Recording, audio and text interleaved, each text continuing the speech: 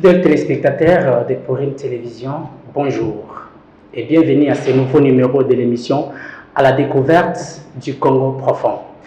La RDC possède plein de potentialités endogènes qu'exogènes qui restent à découvrir.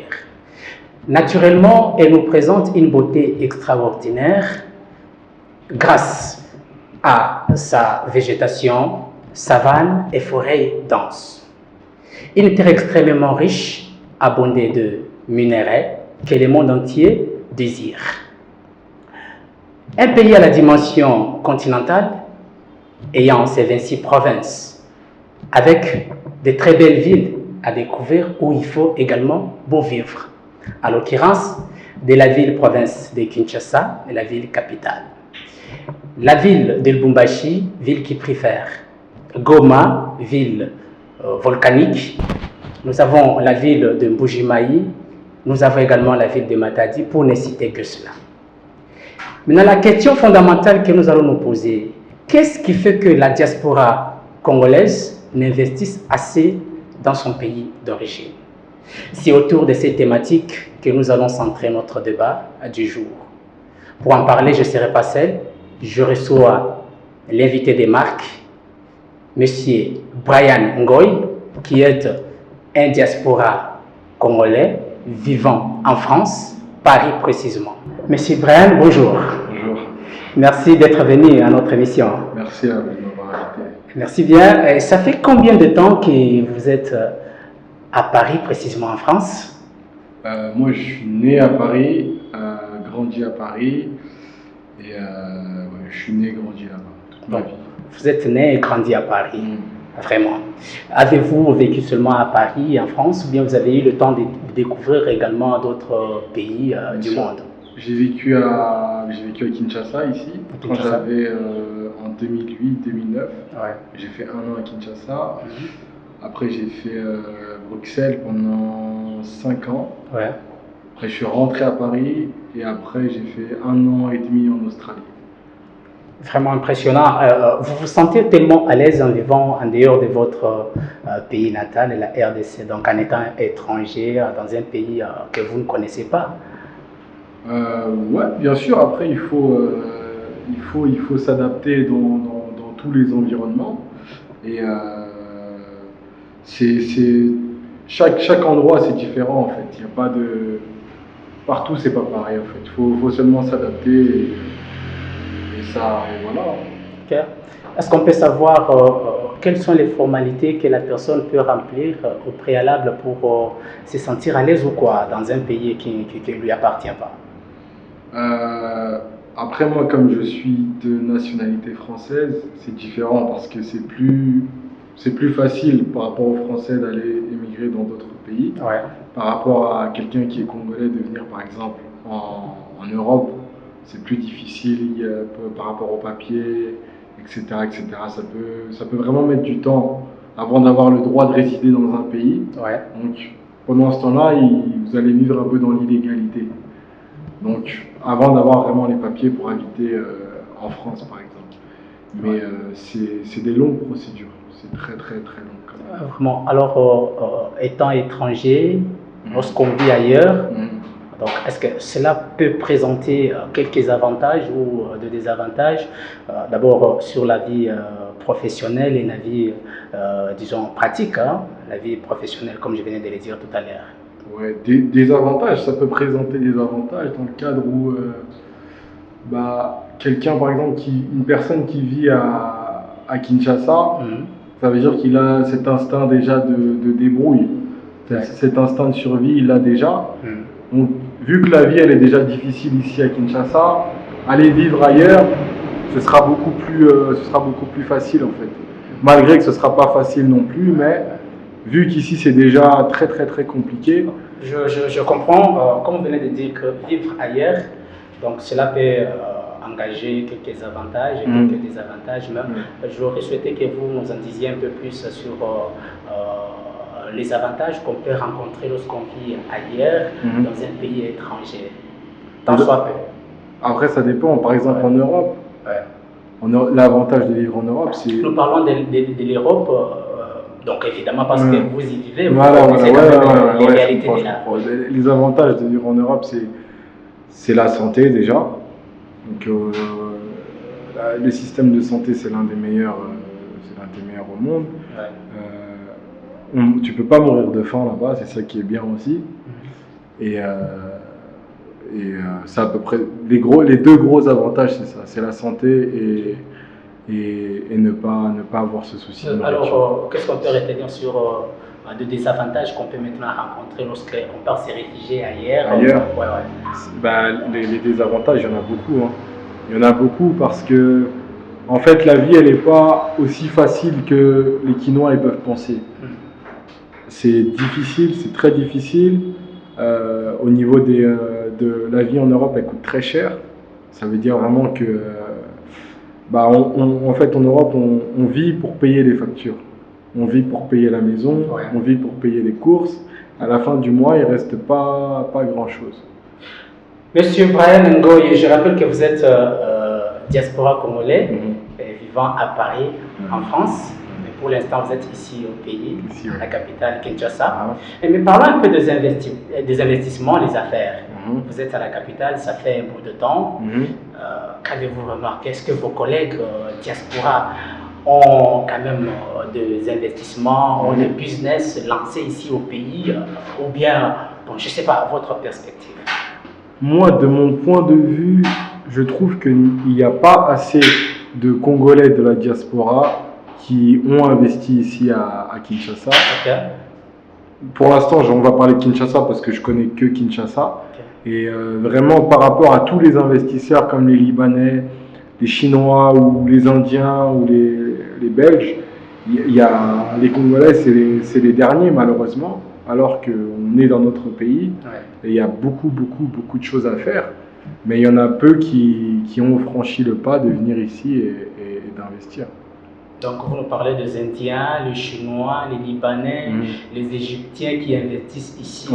Même nous-mêmes, originaires du Congo, nous n'avons pas cette volonté. Est-ce que c'est un manque de volonté? Qu'est-ce qui se passe en fait? En fait, moi je pense que le problème, c'est que les Congolais, quand ils quittent le Congo pour aller immigrer en Europe ou aux États-Unis ou au Canada, ils ne quittent pas dans le but de revenir un jour. Ils quittent dans le but de partir définitivement.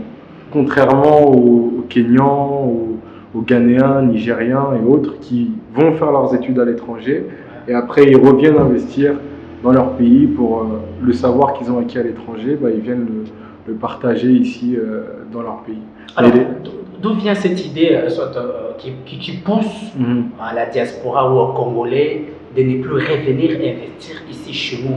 Et pourtant que nous sommes les fils de cette terre, nous sommes autochtones. Lorsque nous partons nous débrouiller ailleurs, d'ailleurs c'est avantageux, mais lorsqu'on a déjà une capacité, lorsqu'on a atteint la hauteur, il faudrait revenir pour investir dans notre pays. Parce que demain, le lendemain, on ne sait pas ce que l'avenir nous réserve. Vous pouvez être surpris par la vie et vous êtes parti, mais vos biens, tout ce que vous avez investi dans un pays étranger, ça ne va plus profiter à la RDC. Bien sûr. Alors ma question, pour un peu être plus précis, qu'est-ce qui fait que vous ne puissiez pas investir au pays? Je parle de vous, les diasporas congolais. Moi, je pense qu'il y a plusieurs facteurs. En un, je pense que les réalités en fait que les gens ils vont trouver dans les pays comme l'Europe, l'Amérique et les États-Unis, c'est des réalités où c'est difficile à la fin du mois de même garder un petit 100 € et d'économiser, c'est très difficile. Donc pour venir ici au Congo et investir, il faut quand même des économies, il faut quand même un peu d'argent. Donc la vie en Europe, elle est aussi difficile que c'est difficile de mettre de l'argent de côté pour venir investir. Et ensuite, je pense qu'il y en a beaucoup qui sont déçus du comportement de certains Congolais avec qui, par exemple, ils ont eu affaire à travailler, peut-être des fois des gens de la famille, ils ont eu des déceptions et ça les a donné un certain dégoût par rapport à l'investissement ici au Congo. Mais moi, je pense que voilà, on est en Afrique, donc l'investissement en Afrique, c'est beaucoup plus compliqué qu'un investissement en Europe. Il y a différentes réalités et c'est juste plus difficile, mais c'est largement possible. C'est largement possible. Et vous, étant déjà ici, vous avez songé à faire quelque chose dans les pays où vous êtes venu en tourisme et puis répartir en fait? Non, pas du tout. En fait, moi, j'ai tout quitté à Paris pour venir m'installer ici à Kinshasa, au Congo. Et moi, en fait, je suis dans le bâtiment, plus précisément dans le domaine de la peinture. Donc, on a une société de peinture où on fabrique la peinture. Donc, on a notre propre marque, Luxus Malleray. Et du coup, on a de la peinture, on a du vernis pour le bois, pour les menuisiers, on a de l'anti-rouille, on a beaucoup de produits. Et en dehors de la peinture, on a aussi une équipe de peintres qui est là pour les chantiers, quoi. Donc pour les gens qui ont des chantiers, des maisons, des hôtels, tout et n'importe quoi, on a aussi la main d'œuvre pour l'appliquer. Là, vous vous distinguez maintenant des autres Congolais qui vivent, disons, ailleurs. Hein. Après, moi, le but de ma démarche aussi, c'est numéro 1, c'est de créer de l'espoir ici au Congo, de créer de l'emploi. Et en numéro 3 aussi, c'est de donner envie aux Congolais qui sont à l'étranger de venir investir aussi ici. Donc de leur donner l'envie que c'est possible en fait d'investir aussi ici au Congo. Et si je peux être un précurseur ou je peux être quelqu'un qui les motive, moi je suis là pour ça. Alors, vous avez investi dans combien de business en fait en dehors de Luxus Malleray que je vois? Est-ce qu'avez-vous d'autres projets d'investir beaucoup plus? Il y a plein d'autres projets. Des projets, il y en a toujours au Congo parce qu'il y a un manque de beaucoup de choses. Donc ça donne envie de faire tout et n'importe quoi, mais malheureusement on n'a pas assez de moyens pour l'instant pour se lancer dans tout. Mais à part la peinture et les chantiers, on vend aussi, je suis aussi dans les parfums. Donc là on est en train de monter potentiellement une parfumerie. Et pour l'instant c'est dans ces deux domaines-là que je suis présent. D'accord. Parlons de Luxus Malleray, qui est votre initiative, donc votre entreprise préférée. En fait, quels sont les services que vous organisez à l'intérieur? Comme vous venez déjà de citer ça et là, mais on voudrait avoir un peu de lumière sur Luxus Malleray. Vous l'avez déjà commencé ailleurs en France et puis vous nous avez ramené, ou bien c'est une entreprise qui a 10 jours seulement ici au Congo, à Kinshasa particulièrement. En fait, moi je suis quelqu'un du domaine. J'étais déjà dans la peinture en Europe, je l'ai faite aussi en Australie. Et je me suis dit, bah voilà, autant apporter mon savoir-faire ici au Congo. Et du coup, le but en fait était de créer une peinture qui est adaptée au climat d'ici, au climat africain. Parce que on a des fortes chaleurs, on a des fortes pluies, on a un climat qui est différent du climat européen ou américain. Et du coup, le but était de créer une peinture qui s'adapte au climat d'ici en Afrique. D'accord. Nous apprenons, nous qui sommes ici, parce que personnellement je n'ai jamais été en Europe, nous apprenons que vous qui êtes en Europe, donc lorsque vous quittez Kinshasa, vous vous retrouvez en Europe, il y a plein de trucs qui se passent de l'autre côté. Alors la vie sourit un tout petit peu, et quand vous essayez d'attraper quelque chose, et directement vous vous dites que moi je ne peux plus revenir au pays. Je ne peux plus revenir à Kinshasa. La Kinshasa c'est une poubelle. À Kinshasa, il y a trop de saleté, je ne vais pas aller m'essuyer. Est-ce que ce sont des fake news, des on-dit, ou bien c'est une réalité qui se passe là-bas que vous êtes?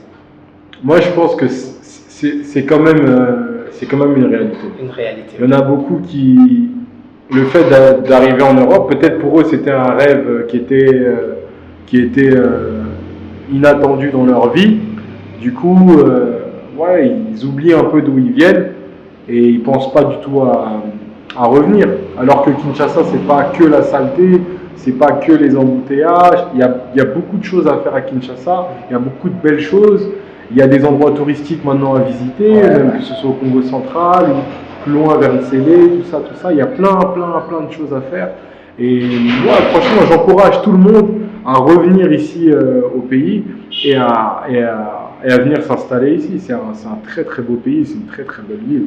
Pour revenir s'installer au pays, c'est quelque chose de très merveilleux vraiment pour vous, chers Congolais qui vivez ailleurs.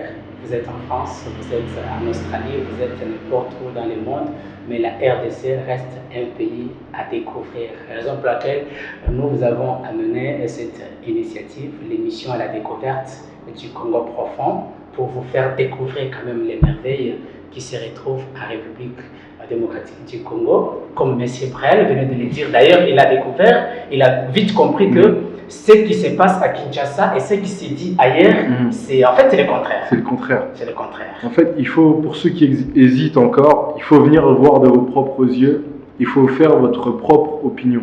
Pas écouter les fake news sur WhatsApp, Facebook, etc. Il faut vraiment venir de vos propres yeux, il faut voir. Maintenant, j'aurais souhaité que vous fassiez quand même quelques recommandations, un petit conseil d'abord à vos collègues qui sous-estiment la RDC, qui ne veulent pas revenir. Un petit conseil quand même pour les ramener à la raison et les faire comprendre que la RDC, évidemment, c'est le contraire de ce qu'ils disent et ce qu'ils pensent. S'il y a possibilité, il y a lieu. Lorsque Dieu vous bénit et que vous avez un petit rien, il faut toujours songer à revenir au pays pour quand même investir. Bien sûr. Bah oui, hein, comme je vous l'ai dit tout à l'heure, il y a le Congo et Kinshasa, c'est une ville qui a vraiment besoin d'investisseurs et d'investisseurs congolais, parce qu'un Congolais, il aura toujours le souci de son pays, il aura toujours le souci des gens, ses frères qui travaillent ici. Et voilà, moi le conseil que je peux vous donner, c'est vraiment de ne pas hésiter à investir, mais avant d'investir, il faut venir faire une étude de terrain, regarder de vos propres yeux et ensuite vous investissez. Et voilà, en tout cas, il ne faut pas hésiter, il faut prendre son courage à deux mains, il ne faut pas avoir peur et ça va le faire, ça va le faire. Vraiment, j'étais avec l'un de vos collègues, que je ne saurais pas citer son nom parce que nous sommes sur un plateau de télé, qui me dira que les gouvernements congolais, c'est bien lui évidemment qui est à la base, qui fait de sorte que la diaspora ne puisse pas revenir au pays pour investir. Bon, je n'avais pas bien voulu entrer en profondeur. Comme je suis avec vous, vous êtes l'un d'eux, vous pouvez quand même nous dire la réalité. Qu'est-ce qui se passe avec les gouvernements? Est-ce que les gouvernements font mon handicap? Les gouvernements vous étouffent pour revenir pour mon... Le gouvernement congolais? Le gouvernement congolais d'abord. Nous parlons du gouvernement congolais. Moi, je pense pas du tout. Ok. Non. Bah, je pense pas du tout, dans le sens où une personne qui veut vraiment venir, il paye son billet d'avion et puis il arrive. Il n'y a personne qui va l'empêcher ou l'arrêter à l'aéroport à Njili et lui dire non, tu fais demi-tour, tu rentres. Non, c'est pas vrai ça.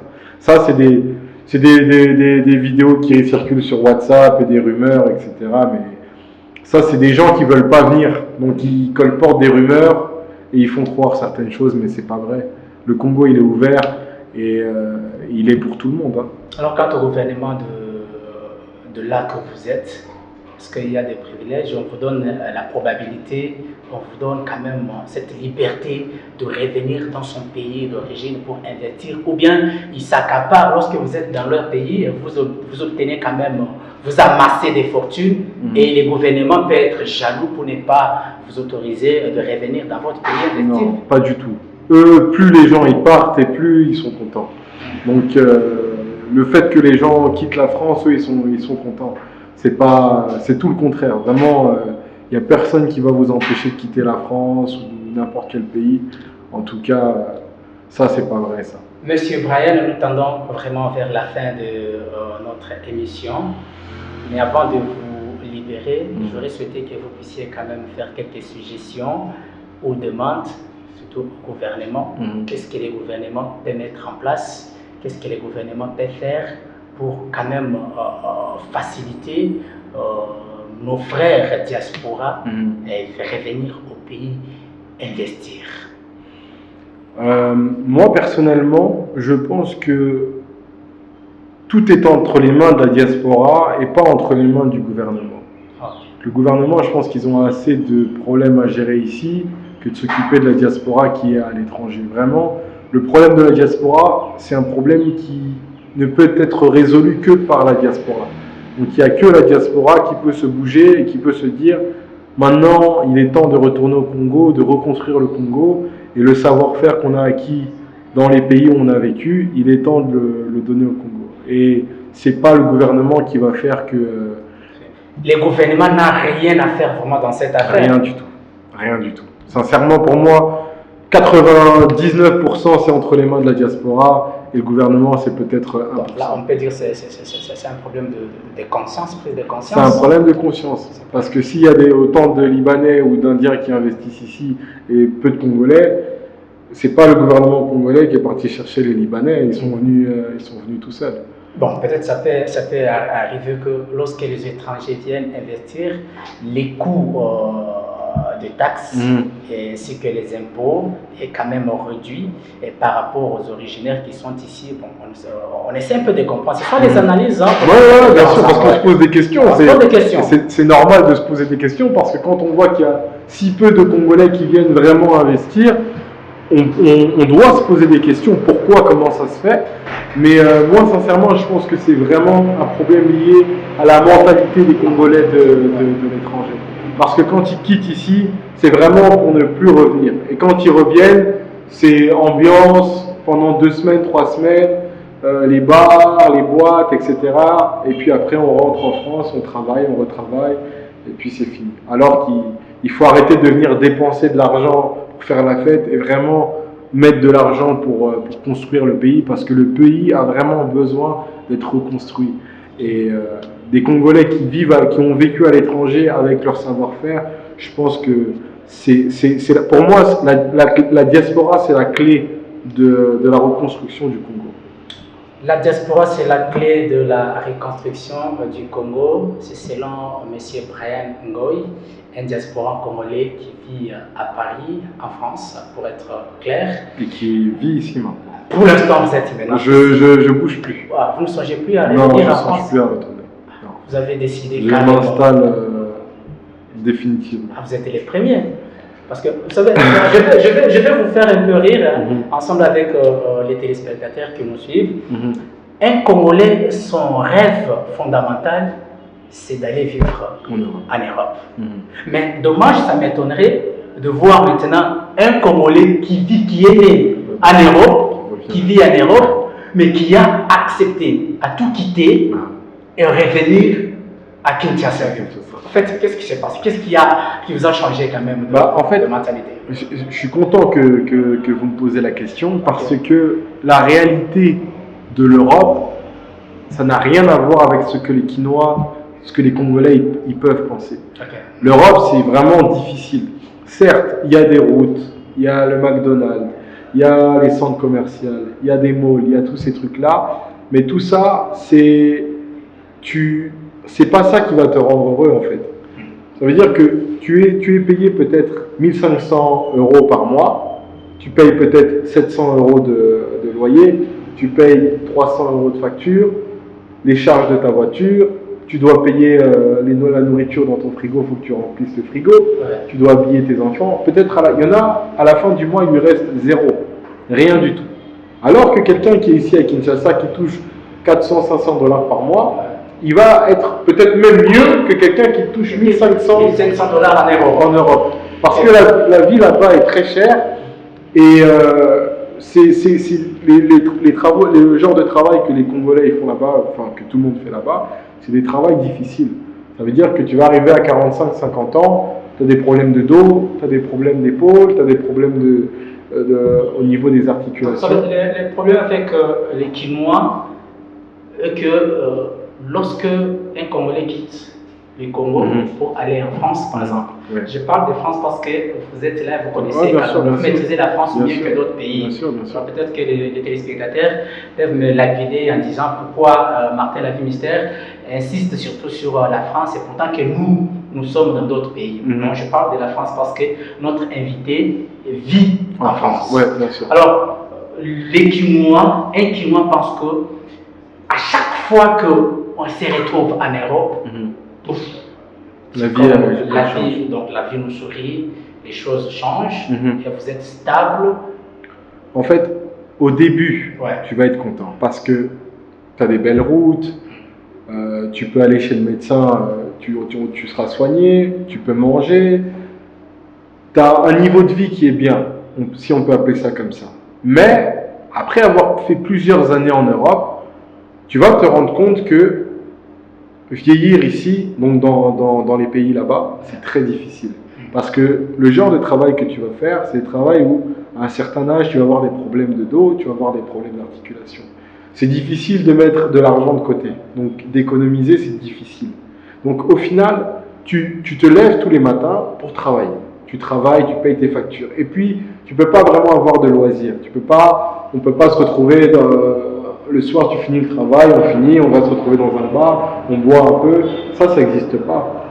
Tu peux habiter dans la même ville, donc à 5 minutes, toi et moi, mais on ne se voit pas pendant un mois, on ne se voit pas. Parce que tu travailles, je travaille. Même limité.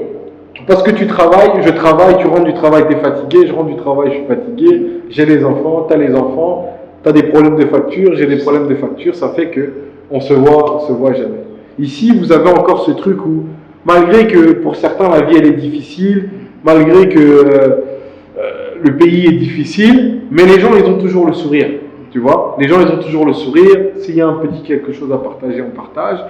Et c'est ça qui est chaleureux ici en Afrique et au Congo, contrairement à là-bas.